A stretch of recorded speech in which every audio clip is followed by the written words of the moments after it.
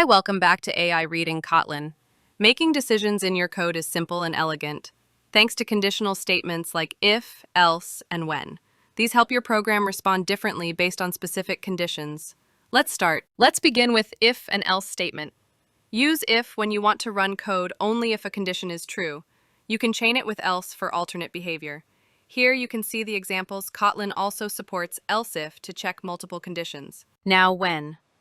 Statement, so when, is Kotlin's powerful alternative to switch in other languages. It's clean, readable, and works with any data type. Here you can see the examples on the screen, and also note.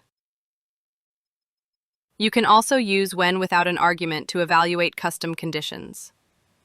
Bonus tip, use if-else for binary decisions. Use when you have multiple options or complex logic. That's a wrap on Kotlin Conditionals. These are essential tools in every Kotlin developer's toolkit. In the